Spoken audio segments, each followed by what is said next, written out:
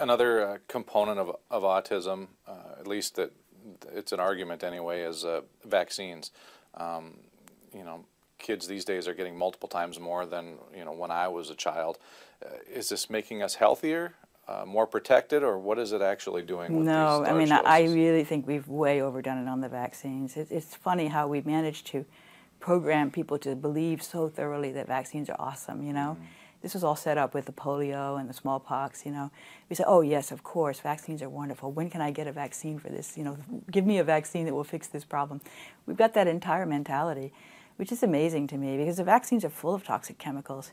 And certainly I looked at the vaccines first, and I have there's a great database, the VAERS database, Vaccine Adverse Event Reporting System. Very, very interesting. And I've looked at it. I mean, I'm a computer scientist, so I can go, you know, look at the number crunching, looking at the words and what statistical distributions and whatnot. You can find a lot of things out from looking at VAERS. And one thing really striking is MMR.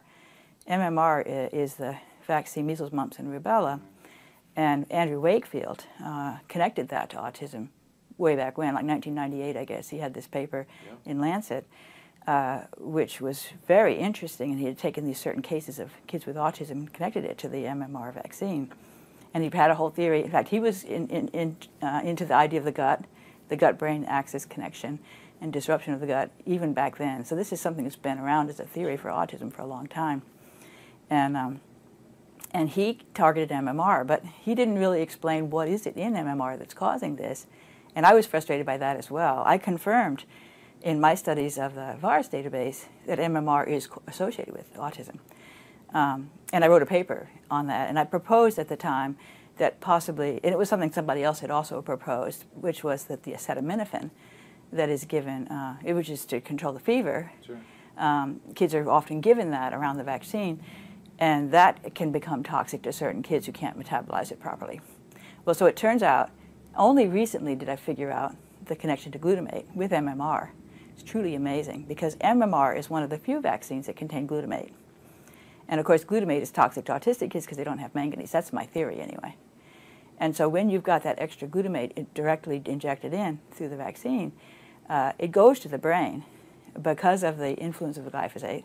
The glyphosate actually opens up barriers. It opens up the gut barrier and it opens up the brain barrier, which allows these things to get in. So then what I've done only recently, and I haven't published this yet, but I looked at MMR before and after 2002. You can take like a group, all the vaccines before, all the vaccines after, same vaccine, and just look at the reports of the adverse reactions, look statistically at the numbers to see which ones are occurring out differently. They ought to all be the same because it's the same vaccine, but they're not. And so it's very, very interesting because the vaccines, the events that occur, the reactions that occur after 2002, one of them is autism. It predicts autism statistically significantly when you compare after 2002 with before 2002. What this is saying is that now it's causal in autism, but then it wasn't in some sense, you know, or it's more causal in autism now than it was then. And it also predicts all these things having to do with the brain. You know, there's seizures, and there's sort of shortness of breath, and swelling of the face. I mean, all these things. So, you know, brain swelling is one of the things that's connected to autism. And so, so it's really strange that it's different before and after. And the reason for it, I think, is the glyphosate, so that the two are working synergistically together to cause harm, because the glyphosate is depleting the manganese, which is causing the glutamate to be toxic, and the glyphosate is causing the glutamate to go into the brain. Before 2002, there's only one thing that's more prevalent before 2002, which is joint pain. So joint pain says it's not going to the brain, it's going to the joints, you know? So this, and all of those things that are different between before and after are known to be reactions to glutamate for people who have a sensitivity to glutamate. So it totally makes sense that it's the glutamate in the vaccine that's causing the problem, and that the glutamate is much more toxic now because of the glyphosate. So all of this is connecting up. And the same thing is true for the aluminum in the vaccines as well. And people have talked a lot about the mercury, and the mercury certainly is an issue, and it's very toxic. I looked at the aluminum because that's the one that's gone up quite a bit. We have a lot of aluminum-containing vaccines now that we didn't have before. So that one fits with the what's going up in step with the autism increase. Lots more aluminum-containing vaccines. I mean, for example, even the HPV, which has just been introduced, Gardasil, they're giving that to these kids, teenagers. That's loaded with aluminum. And that's a very nasty vaccine. I've looked at that one too, and it has much, much more severe reactions to that one than to other vaccines that these kids are getting. So it's a very toxic vaccine, and totally unnecessary in my opinion. And they can't even prove that it's actually doing what it's claiming to do, because it's like 60 years later when you're going to get this cervical cancer that it's supposedly protecting you from, you know. I don't know why anybody would think it was a good idea to get that vaccine. And young girls' lives are being destroyed. They're dying, or they're getting some debilitating autoimmune disease, you know, from that vaccine. It's very clear from the data. So yeah, I think the problem is there's synergy between the vaccine and the glyphosate. And I've looked at aluminum and glyphosate. Very, very interesting, because there's papers that show the glyphosate chelates aluminum just like it does all these other minerals. It ends up hiding the aluminum inside the glyphosate molecules, which gets rid of the +3 charge. Aluminum has a very strong positive charge, which ordinarily would keep it in the gut, so it wouldn't get past the gut barrier. But with the cage around it, it becomes a neutral molecule. And furthermore, glyphosate has an effect like citrate that opens up the gut barrier.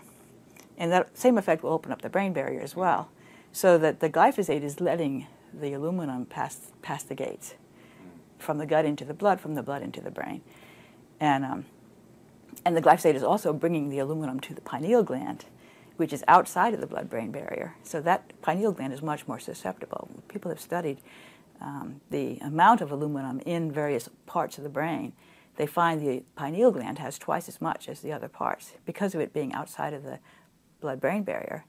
So, but with the glyphosate, you get an increased delivery of the aluminum to the pineal gland, which ends up messing it up. And so I've noted that there's sleep disorder associated with so many of these neurological diseases. I mean, autism, Alzheimer's, dementia, depression, Parkinson's disease, multiple sclerosis, all of these things are associated with sleep disorder. Pineal gland produces the melatonin that controls the wake-sleep cycle. So when the pineal gland gets messed up, you can't make enough melatonin, you can't sleep, and that's connected then to everything else.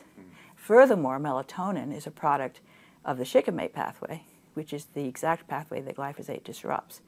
And I haven't gotten into that before here in this interview, but this is what Monsanto says: oh yeah, shikimate pathway, we don't have that pathway in our cells, so ha ha ha, glyphosate's harmless to us. But the problem is that our gut bacteria do have that pathway. They use it to make these essential amino acids that we can't make.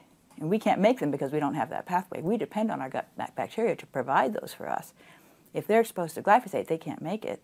And tryptophan is one of those really important molecules that's a precursor to melatonin and to serotonin and to melanin, which is what gets your skin dark when you're exposed to sunlight. So all of those are going to be deficient if you don't have enough tryptophan. And I think that's another key piece of the puzzle. Yeah.